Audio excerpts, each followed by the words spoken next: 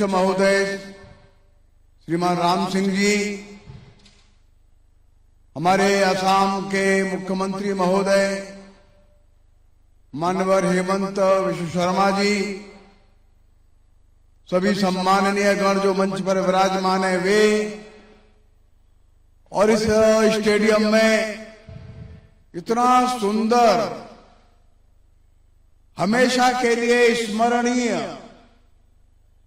ऐसा सांस्कृतिक कार्यक्रम उपस्थित करने वाले हमारे गुवाहाटी के बस्तियों से आए प्यारे बच्चों, भाइयों बहनों, उनके अभिभावकगण, उनके शिक्षकगण, बहुत वर्षों के बाद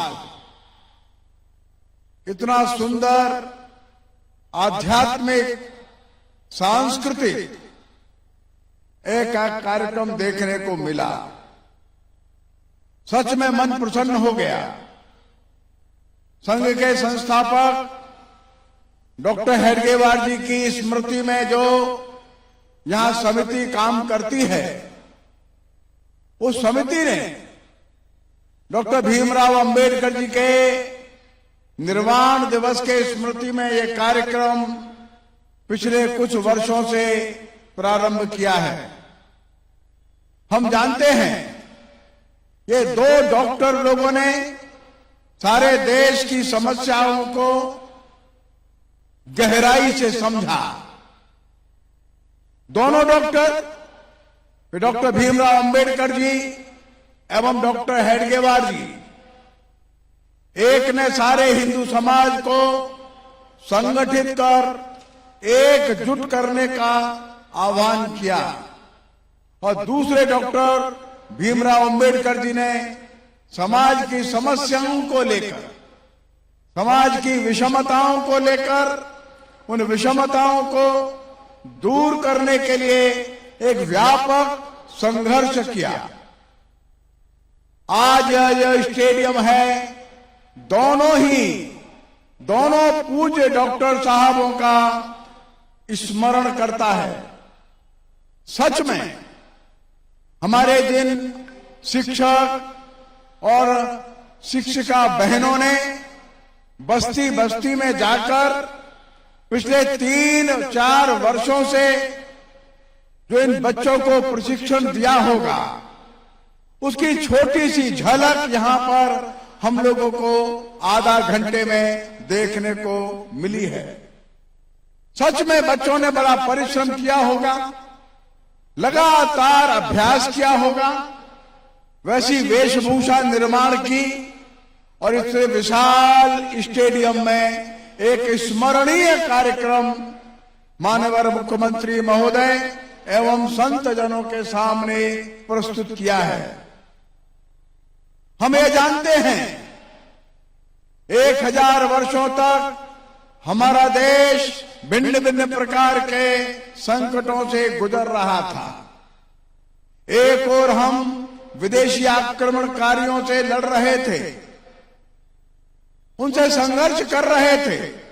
यह संघर्ष अपने धर्म को बचाने के लिए भी था, अपनी संस्कृति, अपने सम्मान, अपने राज्य को बचाने के लिए भी था। ऐसे कठिन काल में अनेक प्रकार की बुराइयां, अनेक प्रकार की कुरीतियां, अनेक प्रकार की समस्याएं हमारे समाज में बैठ गई। जब समाज संकट में होता है तो उसमें नाना प्रकार की बुराइयों के आने की संभावना हो जाती है। हमारे देश में बाल विवाह नहीं थे, लेकिन विदेशी लोगों के संकट के कारण से छोटे छोटे बच्चों का विवाह होने लगा। इससे बच्चे सुरक्षित रहेंगे।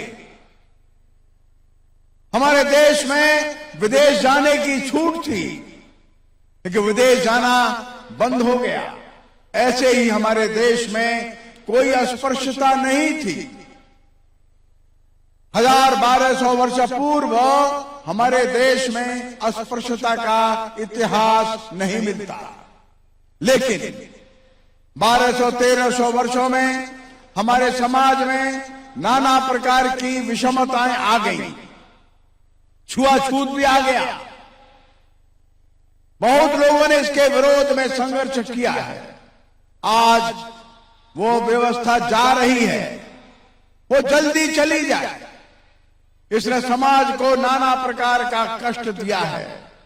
आदरणीय बंधुओं और बहनों, आज का यह कार्यक्रम उस सारी विषमता को दूर करने का एक संदेश देता है। हमारे समाज के उन वर्गों में से जो हमारी छोटी बस्तियों में रहते हैं, ये बच्चे इतना सुंदर आध्यात्मिक गीत के साथ नृत्य प्रस्तुत किए हैं। पूज्य संत भक्त शंकर देव जी के अनेक जो गीत है, भजन है, बरगीत है, उसमें भगवान कृष्ण के दशावतार का वर्णन है। ऐसे सुंदर गीत पर दशावतार के दृश्य को हम लोगों ने यहां सामने प्रत्यक्ष अनुभव किया है। यह एक बड़ा परिवर्तन है। उन बस्तियों में रहने वाले हमारे छोटे छोटे बच्चे, बालिकाएं अच्छा अभ्यास करके इस सुंदर मैदान में उपस्थित हुए। वे बड़ी शिक्षा प्राप्त करके आए थे। अनेक प्रकार के डिग्री उनके पास थी। वे बैरिस्टर थे, वे विश्वविद्यालय में प्राध्यापक थे, आगे चल करके अनेक पत्रों के वे संपादक रहे। मजदूरों के अधिकार के लिए लड़ने वाले वे मजदूर नेता थे। वे राजनीतिक दलों के भी नेता थे। वे संविधान सभा के सदस्य थे। वे ड्राफ्टिंग कमेटी के चेयरमैन थे। वे महान अर्थशास्त्री थे। वे महान संविधानविद थे।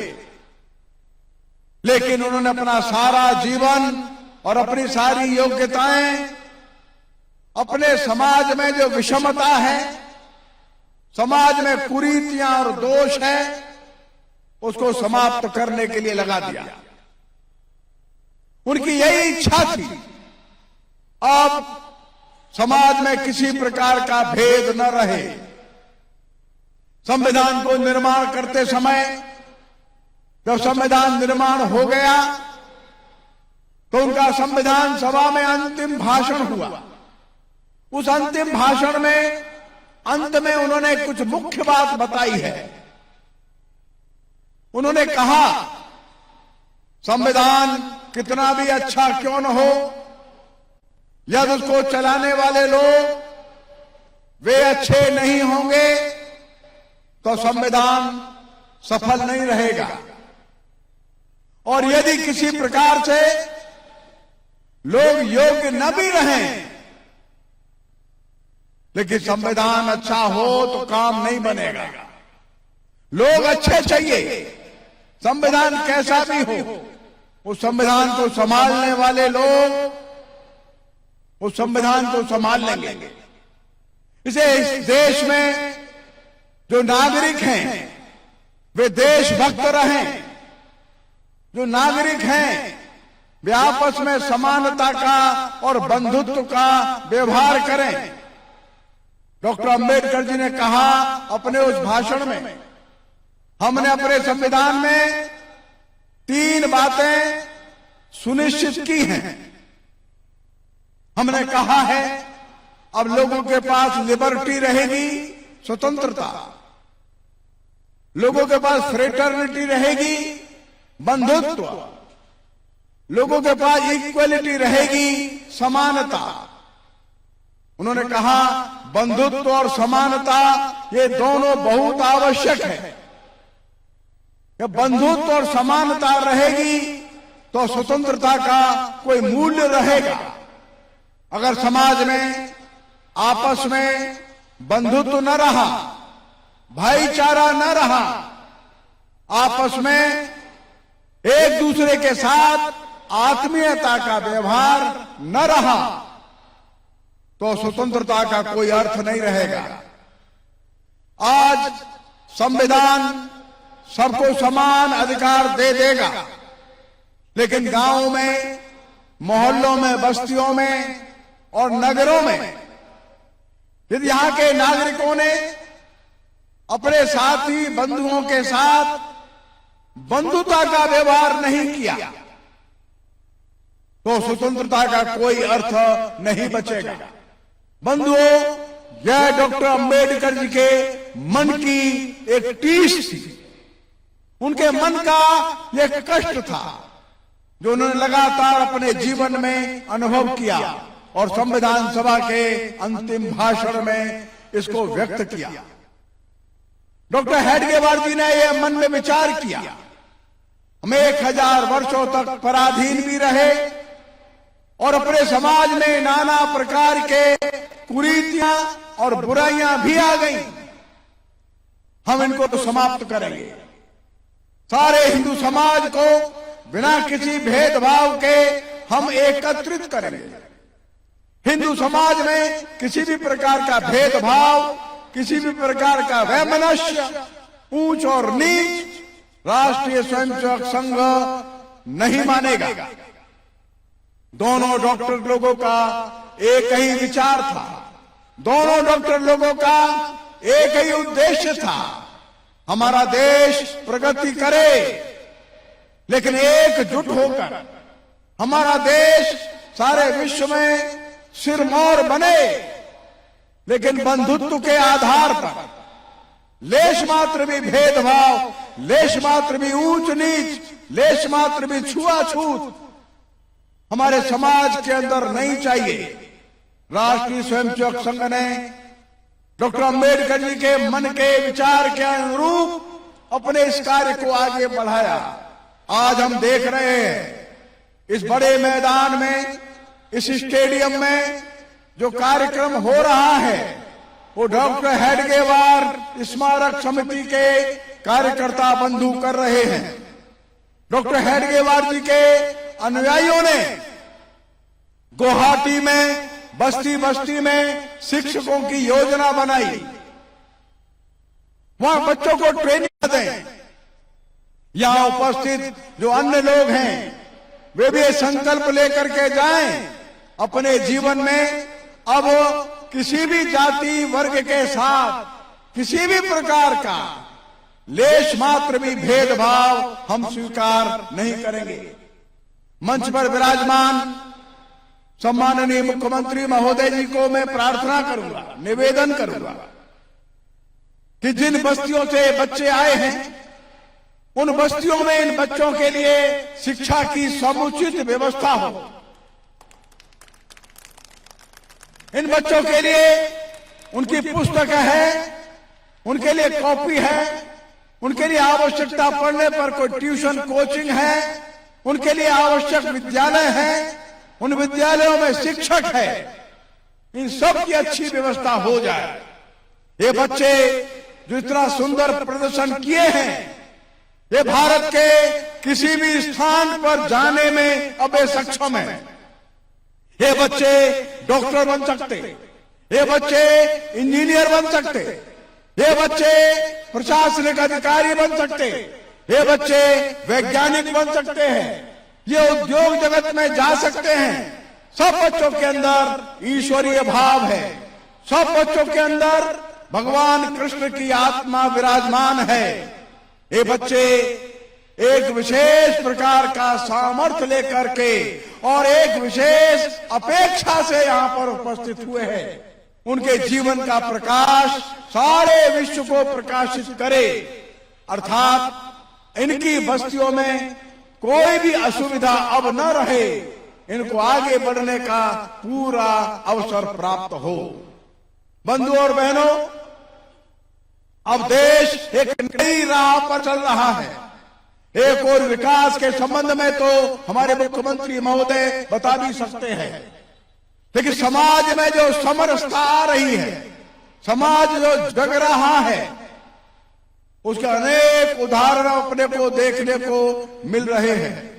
अभी 22 जनवरी अयोध्या हम लोगों ने देखा, भगवान राम का मंदिर बना, उस मंदिर की जो पहली ईंट रखी गई वो हमारे एक अनुसूचित जाति के बंधु कामेश्वर चौपाल जी ने रखी थी। और जब मंदिर का प्राण प्रतिष्ठा का कार्यक्रम 22 जनवरी को हुआ तो उसमें गर्भगृह के अंदर पूजा करने वाले लोगों में अनेक बंधु और उनके साथ उनकी धर्मपत्नी, अनुसूचित जाति, अनुसूचित जनजाति, सारे देश भर से आए हुए ये प्रतिनिधि थे। राम सबके थे और सबके लिए राम हृदय में विराजमान थे। कोई भी किसी प्रकार का जाति का भेद, भाषा का भेद, प्रांत का भेद, शिक्षित अशिक्षित का भेद, संपन्न और उत्पन्न का भेद राम नहीं मानते। राम मंदिर समरसता का एक नया प्रतीक बनकर के खड़ा हो गया। सबने अपने अपने घर में दूरदर्शन पर देखा होगा, दसियों हजार लोग देश भर से आए थे। कोई प्रांत नहीं, कोई भाषा नहीं, कोई पंथ नहीं जिससे लोग ना आए हों। सभी संप्रदायों ने, सभी मत और पंथों ने अपने अपने प्रतिनिधियों को भेजा था। राम जन्मभूमि के निर्माण करने वाली समिति ने सारे देश से प्रतिनिधियों को बुलाया था। समाज के सभी वर्गों को वहां पर स्थान दिया था। एक नया उदाहरण, नया अध्याय सारे देश में समरसता का राम जन्मभूमि के मंदिर ने निर्माण कर दिया। बंधु और बहनों, 13 जनवरी से प्रयाग में एक महाकुंभ लगने वाला है। इस कुंभ में 20 करोड़ से ज्यादा लोग आने वाले हैं। सारे देश से, सभी जातियों के, सभी वर्णों के, सभी पंथ मत संप्रदाय के लोगों को निमंत्रण जा रहा है। आइए पवित्र गंगा के किनारे बैठकर हम सभी फिर से एक बार संकल्प लें। 1000 वर्ष का संघर्ष समाप्त हुआ है। हमारा देश भारत सारे विश्व पटल पर एक नई कीर्ति के साथ, नए विश्वास के साथ, नए निर्माण के साथ खड़ा हो जाए। 140 करोड़ लोग एकजुट होकर, एक मन, एक मत के साथ, एक विचार के साथ, एक अध्यात्म के साथ, परमात्मा में असीम विश्वास लेकर सारी धरती के लोगों को आनंद देने का संकल्प लेकर खड़े हो जाए। गंगा का पवित्र किनारा इस बात का साक्षी बनने वाला है। भविष्य में सारे विश्व को इस दिशा में शांति का, आनंद का, सबको साथ लेकर चलने का एक आह्वान केवल और केवल अब हिंदू समाज कर सकता है। हिंदू समाज के अंदर वो सामर्थ्य है, वो सबको साथ लेकर चल सकता है। हिंदू समाज के अंदर वो संकल्प है जो कहता है सर्वे भवन्तु सुखिनः। कोई भी लोग है, वो जीव जगत है, पशु पक्षी है, वो सुखी रहे। सबके अंदर परमात्मा का वास हम लोगों ने देखा है। हमारे संतों ने, ऋषियों ने इसको अनुभव किया है और इसलिए सारे दुनिया में हो रहा संघर्ष हमारे कर्तव्य को और अधिक जागृत कर देता है। हम सारे दुनिया में संघर्ष देख रहे, लोगों के अंदर असहिष्णुता कितनी ज्यादा बढ़ती चली जा रही है। लेकिन हिंदू समाज है जो हजारों पंथों को साथ लेकर चल सकता है। जो हिंदू समाज है हजारों प्रकार की पूजाओं को, परंपराओं को सम्मान के साथ अपना मानकर एक परिवार के रूप में लेकर चल सकता है, बढ़ सकता है। सारा विश्व हमारी ओर देख रहा है और इसलिए आज के इस पवित्र दिन मैं चाहता हूं सभी लोग संकल्प लें, अपने अपने बस में जो होगा वो करते हुए अपने अड़ोस में, पड़ोस में, अपने गली और मोहल्ले में, अपने गांव, नगर, बस्ती और कॉलोनी में किसी भी प्रकार का विषमता का भाव अपने मन में, अपने व्यवहार में, अपने आचरण में नहीं आने देंगे। और यही सच्ची श्रद्धांजलि पूज्य डॉक्टर अंबेडकर जी और पूज्य डॉक्टर हेडगेवार जी को होगी। आज का यह दृश्य दोनों पूज्य डॉक्टर साहबों के विचारों के, उनके आचरण, उनके संदेश के मिलन का सुंदर केंद्र बन गया है।